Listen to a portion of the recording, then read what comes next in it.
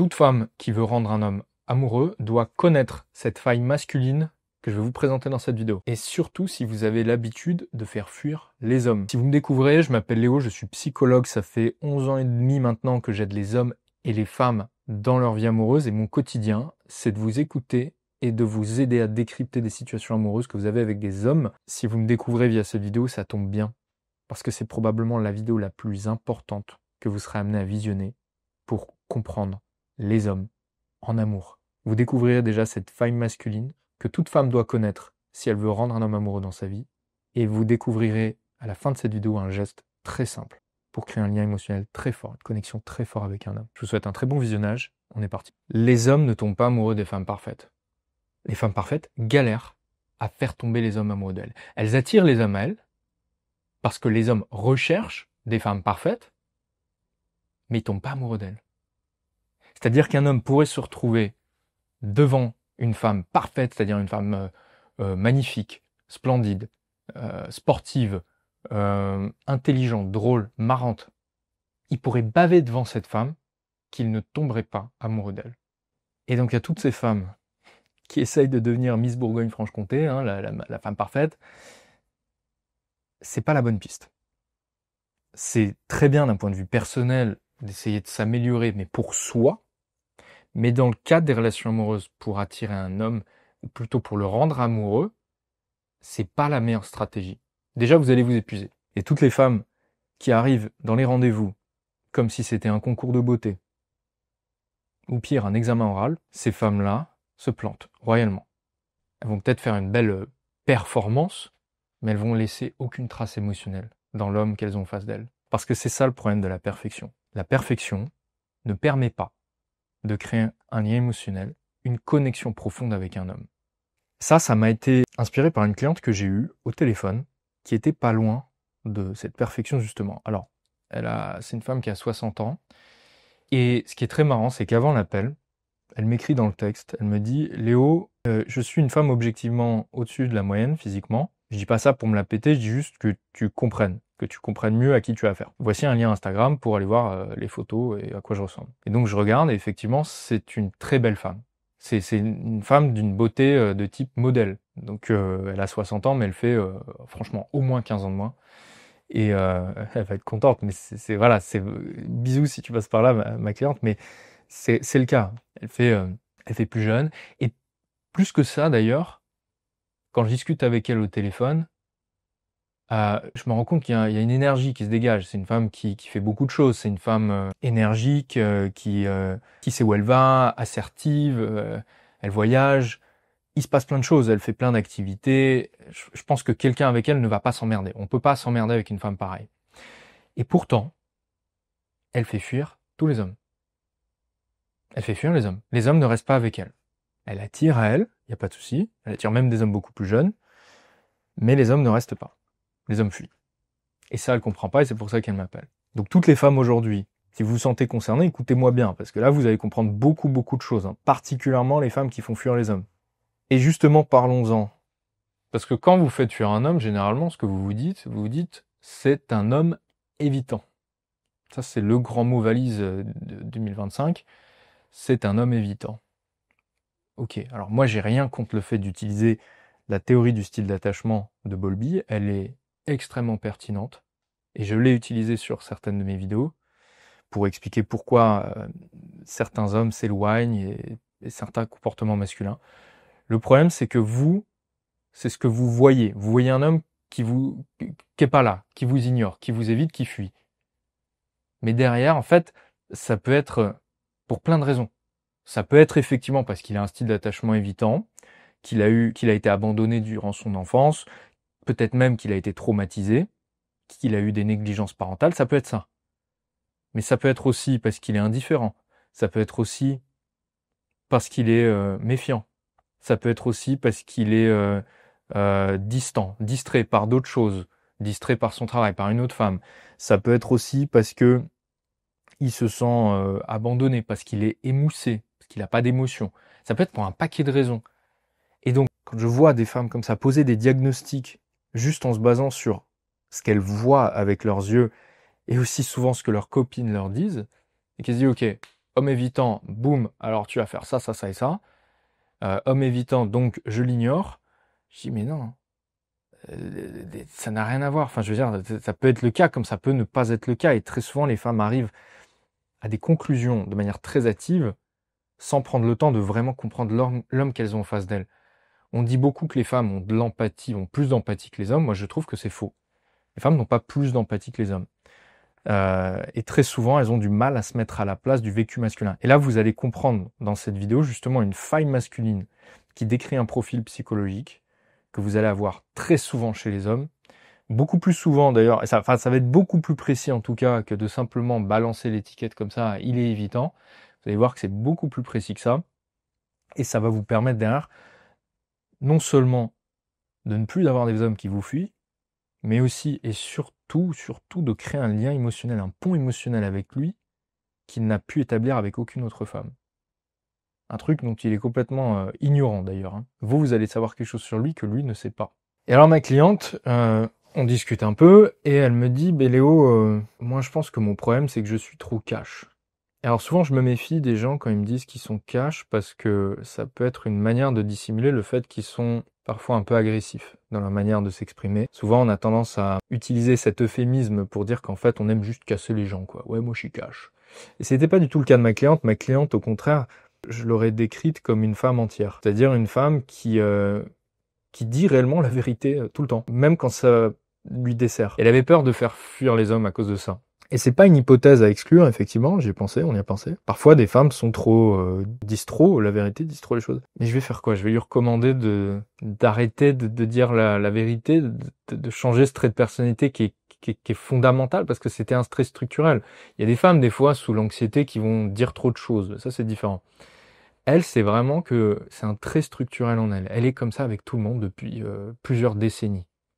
Qu'est-ce que vous croyez qu'en un claquement de doigts, on va changer la personnalité de quelqu'un et vous croyez que ce serait pertinent? Absolument pas. Le jour où elle se met en couple, cette femme-là, alors peut-être que pendant 2-3 rendez-vous, vous pourriez modifier l'expression de votre personnalité. C'est possible. Mais sur une relation de couple, et c'est ce qu'elle voulait, et c'est ce que veulent la plupart de mes clientes, elles veulent du couple. On va pas changer un trait structurel, un trait fondamental, un trait qui bâtit votre personnalité comme ça, sur 2-3 rendez-vous, et derrière, en s'imaginant que ça va durer toute la relation. Il y a un moment, vous allez faire un burn-out. Donc c'est pour ça que c'est important de se connaître aussi. Moi, je dis pas qu'on peut pas changer.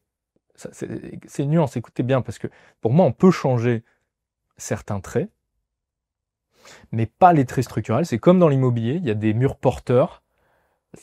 On peut pas faire sauter un mur porteur comme ça. Hein. Alors on peut, mais il faut demander l'autorisation de la copro, il faut faire venir un architecte du bâtiment, il faut mettre des poutres VPN, bon. Et on fait un mur à la fois. Et on fait gaffe. Et on fait pas ça dans n'importe quelle situation. Bah, c'est un peu pareil chez nous autres êtres humains. On fait pas sauter des traits porteurs comme ça n'importe comment. Mais il y a certains traits qu'on peut effectivement sur lesquels on peut travailler, mais à condition d'être motivé et de vérifier que ce ne soit pas des murs porteurs. Bon. C'était pour la petite métaphore que je viens d'improviser, j'en suis assez fier. Si ça vous a plu, vous me dites dans les commentaires, dites-nous votre mur porteur à vous dans votre personnalité, lequel vous ne changerez pas pour un homme. Parce qu'encore une fois, on peut changer et on doit changer dans la vie, et je pense que c'est d'ailleurs le propre de l'humain, c'est cette capacité à évoluer, à être flexible, à apprendre de ses erreurs. Mais ça se fait pas pour un mec lors de 2-3 rendez-vous, vous comprenez? Ça se fait parce qu'il y a une forte motivation, une forte incitation, et il y a un objectif qui est important pour vous derrière. Bon, on referme cette parenthèse et on revient à nos histoires de perfection. Pourquoi la perfection, mesdames, empêche les hommes de tomber amoureux? Et pourquoi lorsque vous cherchez à être à tout prix parfaite, notamment lors d'un rendez-vous, pourquoi vous bâtissez en fait un mur entre vous et lui? Si vous arrivez face à un homme lors d'un rendez-vous comme si c'était un examen oral ou un concours de beauté, en fait vous allez bloquer la connexion entre vous, vous allez bloquer le pont émotionnel qui pourrait s'établir entre vous deux.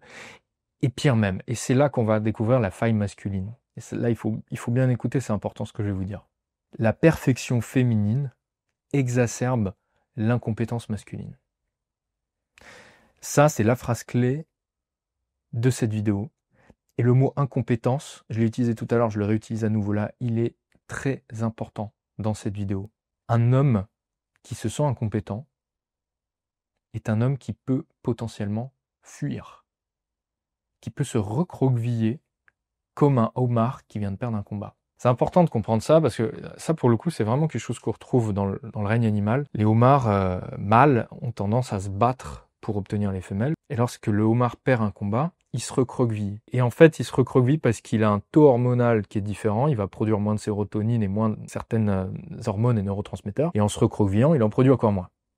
C'est un peu compliqué peut-être ce que je viens de vous dire. Ce que j'essaie d'exprimer comme idée, c'est que face à ce qu'un homme considère comme une défaite, il a tendance à se recroqueviller. Et nous, on n'est pas des homards. Les hommes humains ne sont pas des homards, ils sont des humains. Donc ils vont pas forcément se recroqueviller, même si parfois ça peut être ça, c'est vrai, il y a des hommes, des fois, ils vont avoir un langage du corps qui se referme. Il y en a beaucoup qui vont simplement fuir. Lorsqu'un homme se sent incompétent, face à une femme, il peut potentiellement fuir pour éviter cette sensation désagréable, justement, cette sensation désagréable d'incompétence. Et lorsqu'une femme arrive en rendez-vous devant un homme, et qu'elle fait tout pour se montrer parfaite sur un petit laps de temps, sur des premiers rendez-vous, elle peut mettre en exergue une incompétence masculine. Et cette incompétence masculine peut pousser un homme à se rétracter, un malaise. Il ne saura pas expliquer pourquoi. Peut-être même qu'il le sentira, il se sentira vraiment con. Il se dira putain, mais j'ai une femme parfaite devant moi. Et en plus, je lui plais, je le vois bien. Mais pourtant, je ne comprends pas. Ce malaise, je me sens pas bien. Et je me sens éloigné d'elle. Et alors les mecs vont pas commencer, généralement la plupart des mecs, pas pour faire les stéréotypes, mais la plupart des mecs vont pas se poser un milliard de questions sur la métaphysique, de la psychologie, de l'incompétence, de je ne sais quoi. Et on s'arrêter là, je me sens pas bien, enfin je sens pas le feeling, ça colle pas. Bon bah allez, je rentre chez moi. Alors fortiori vous rajoutez un mec qui sort d'un divorce, qui est peut-être resté 18 ans avec la même femme, il a ses enfants qui ont grandi. Il a un certain âge, donc il a peut-être moins de libido aussi.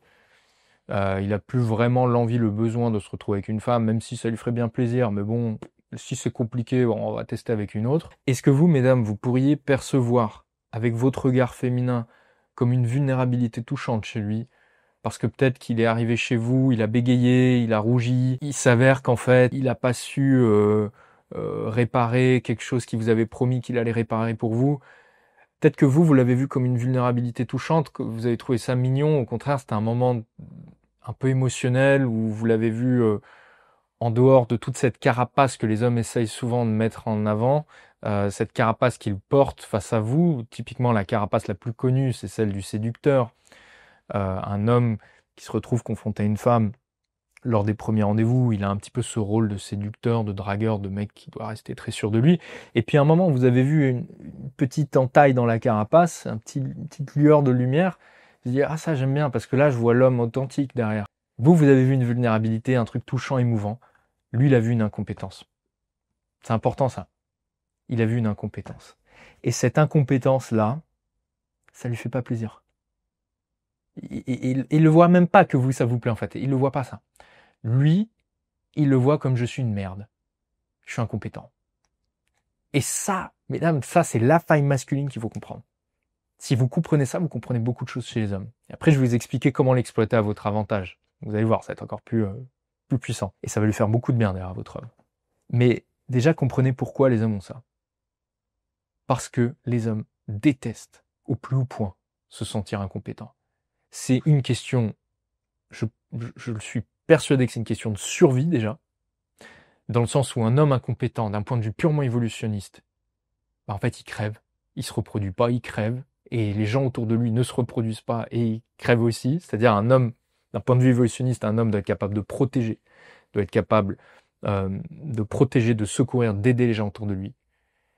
Mais on n'est pas obligé d'aller chercher aussi loin que la psychologie évolutionniste. On peut juste s'arrêter à l'éducation, la culture, la pression sociale. Les hommes, mesdames, ont sur les épaules, depuis qu'ils sont tout petits, depuis qu'ils sont garçons, une pression énorme sur les épaules quant au fait d'être compétent. Un homme, un vrai, c'est un homme compétent. C'est un homme qui sait changer les ampoules, un homme qui sait conduire des véhicules, un homme qui sait faire de l'argent. Un homme, un vrai, il sait faire de l'argent. Il sait l'investir. C'est le bon père de famille. Il sait tout gérer. Il a tout, il contrôle tout. Même s'il comprend pas, il contrôle. Il a pas besoin de demander son chemin, il connaît. Il sait lire une carte. Et donc, il a cette pression sociale sur les épaules depuis tout petit. Et généralement, vous allez me dire, ouais, mais nous, c'est pas ce qu'on veut. Eh, mesdames, vous faites partie du problème, entre guillemets, hein. Tout comme nous faisons partie de la pression sociale que vous avez à être belle aussi. On va pas parler de ça parce que c'est un autre sujet. Mais dans social, il y a vous, hein. Il y a vous, mesdames, et vous aimez les hommes compétents. Il faut le dire, il faut être honnête là-dessus. Mais bon, le but n'est pas de faire un débat là-dessus. Et même si vous n'existiez pas, à vrai dire, les hommes auraient quand même cette pression sociale, parce que les hommes entre eux se mettent une énorme pression sociale. Et même quand il y a personne pour regarder, il y a toujours un petit MacGyver sur son épaule pour lui dire « Hey, t'es une petite merde. Si tu sais pas changer l'ampoule, t'es une petite merde. » Hein, il y a un petit MacGyver là. Un MacGyver, un mec qui sait tout bricoler, machin. Il y a toujours ça. Tous les hommes ont ça. Alors, sauf il y a certains mecs qui sont peut-être totalement éloignés de la société. C'est peut-être pas ces mecs-là qui vous intéressent. Mais tous les mecs, un minimum intégrés socialement, ils ont ce complexe-là, cette faille que vous allez pouvoir exploiter. C'est pas un mot péjoratif, c'est vraiment exploiter pour son bien-être et pour vous, que vous puissiez le rendre amoureux, mais aussi parce que ça va lui faire du bien. Et donc, encore une fois, lorsqu'un homme se retrouve confronté à une femme qui est, pour le coup, compétente, qui sait faire plein de petites choses, compétence, c'est un mot qui est extrêmement large, hein. Ça peut toucher, là, je vous ai parlé de choses matérielles, un peu superficielles. Compétence, ça peut être à l'oral aussi. Ça peut être à l'oral. Une femme qui parle bien, qui s'exprime bien, qui a de la conversation, peut exacerber l'incompétence d'un homme aussi. Il peut se sentir incompétent. C'est compliqué, hein, ce que je vous dis là. Un homme peut se sentir incompétent à plein d'égards, en fait. C'est beaucoup plus vaste que vous imaginez. Et face à cela, un homme peut donc se rétracter. Il se recroqueville et il fuit. Parce que ça a exacerbé en lui son incompétence. Et bon courage pour lui faire comprendre que, en fait, ça vous dérange pas forcément qu'à certains moments, ils sont imparfaits. Au contraire, même, vous avez besoin de retrouver ça en lui. Vous avez besoin de retrouver une authenticité. Tout comme vous avez besoin aussi d'exprimer une authenticité. Parce que le seul moyen de créer un pont émotionnel entre un homme et une femme, le seul moyen, c'est via des imperfections, les aspérités. On ne connecte pas avec un autre humain en étant parfait l'un l'autre. C'est deux armures qui vont s'entrechoquer. On connecte avec un autre être humain sur des déviances, sur des peurs, sur des maladresses, sur parfois des choses négatives, à vrai dire. Je vais pas rentrer dans les détails, je rentre plus dans les détails dans une vidéo que je vous mettrai à l'écran où j'explique comment un homme tombe amoureux, justement.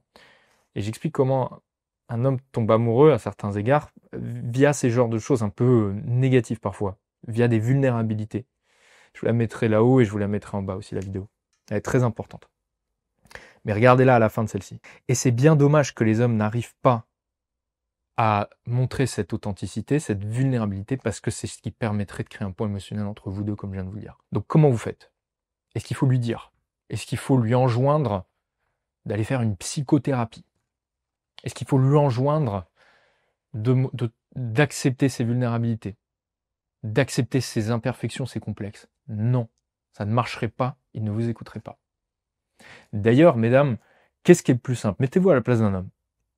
Vous avez 50 ans, je suis un mec. Vous avez 50 ans, un homme de 50 ans, il a divorcé, il s'est séparé il y a quelques mois, quelques années, c'est récent. Il est resté 18 ans avec la même femme, vie commune. Il a pas dragué, il n'a pas rencontré de femme entre-temps, ou très peu.